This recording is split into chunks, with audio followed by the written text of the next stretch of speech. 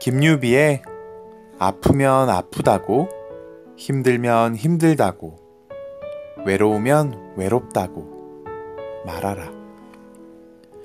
챕터 1. 상처 입은 마음.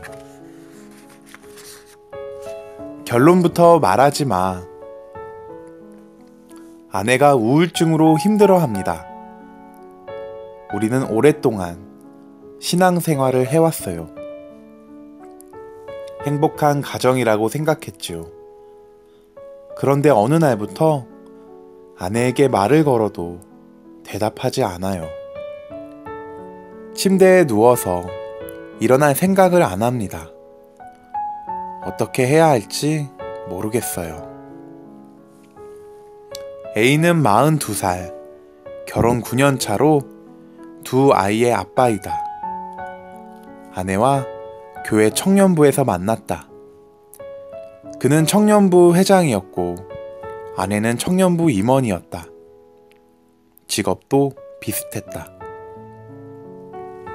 그는 초등학교 신임 교사였고 아내는 이름 있는 입시학원의 영어 강사였다.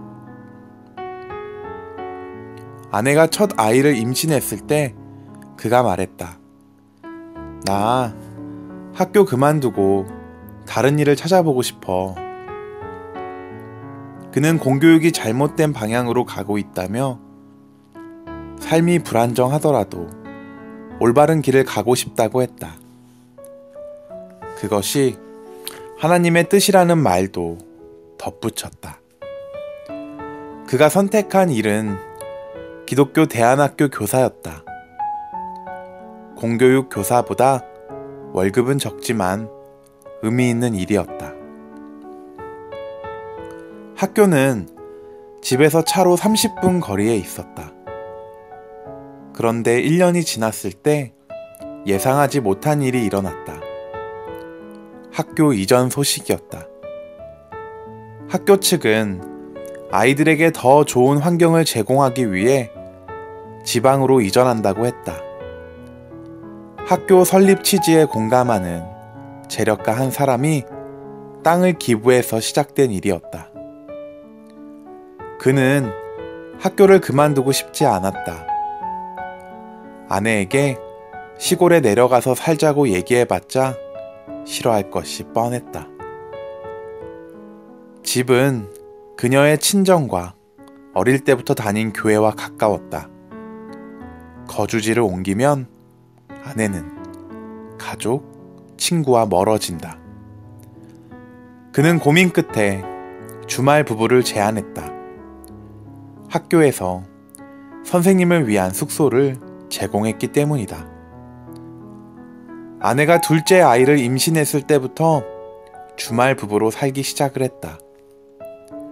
그는 주말마다 집에 돌아와 아내와 가족에게 최선을 다했다. 하지만 아내는 그의 노력을 알아주지 않았다. 주말마다 반복되는 그녀의 짜증과 불평에 지쳐갔다. 그는 아내가 하나님을 의지하지 않고 남편을 의지하는 것이 근본적인 문제라고 생각했다. 아내가 불평할 때마다 감사하는 마음을 가지면 좋겠다고 말했다. 그러나 아내의 짜증은 날로 심해지더니 마침내 입을 닫아버렸다. 아내가 입을 닫은 날을 기억한다. 목사님이 신방을 오셨다. 그는 자신의 힘으로는 도저히 아내의 부정적인 생각을 바꿀 수 없다고 생각해서 신방을 요청했다. 아내에게 그 사실을 알렸다. 아내는 무슨 짓이냐며 소리를 질렀다. 그는 이해할 수 없었다. 그녀의 믿음이 사라져버린 게 분명했다. 목사님은 감사하는 삶에 대해 설교했다. 남편이 미리 목사님께 상황을 설명했기 때문이다. 목사님이 가신 후에 아내는 침대에 눕더니 이불을 뒤집어 쓰고 울기 시작했다. 남편이 말했다. 저는 어떻게든 이 상황을 해결해 보고 싶었어요. 교직을 유지했어야 하나? 이사를 갔어야 하나? 둘째를 늦게 가졌어야 하나? 아무리 생각해 보아도 어디서부터 잘못되었는지 모르겠어요. 아내는 더 이상 제 말을 듣지 않아요. 같이 상담을 받자고 했지만 아내는 그럴 생각이 없더군요.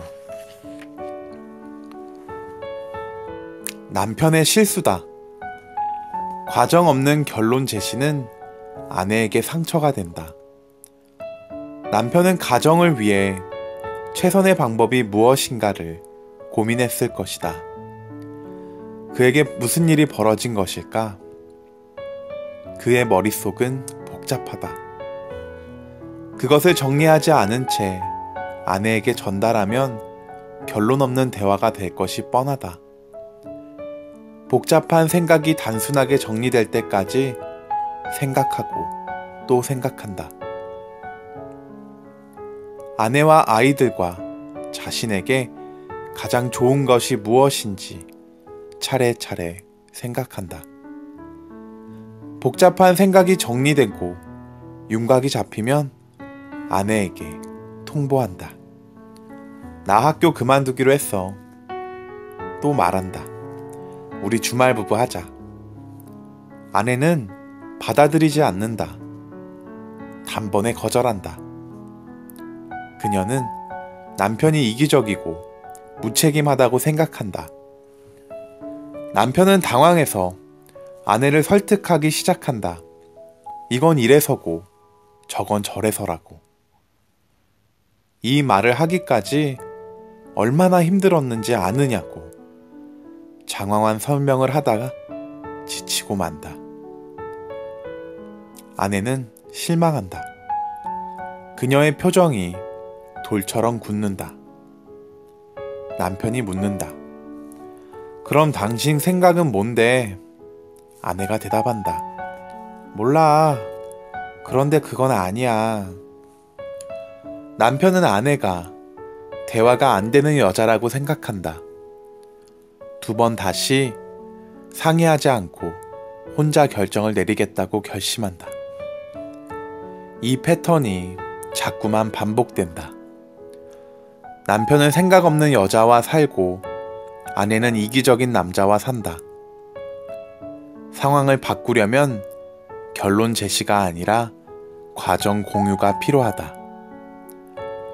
남편은 가족을 위해 무언가를 결정하기에 앞서 복잡한 상황 그대로 아내와 공유해야 한다. 그가 혼자 내린 결정으로 아내를 설득해서는 안 된다.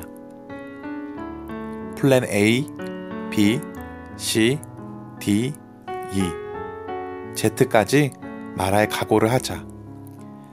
미리 겁먹을 필요는 없다.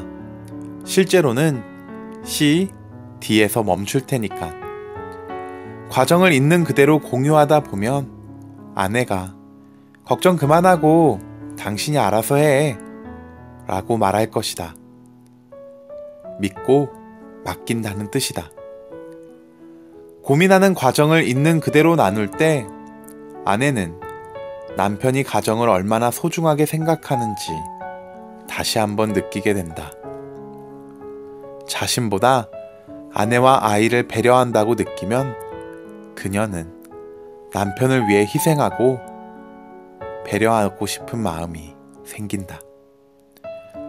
그 역시 가족을 위해 삶의 한 부분을 포기하며 산다는 것을 알기 때문이다. 또 과정을 공유하면 진심이 전해진다.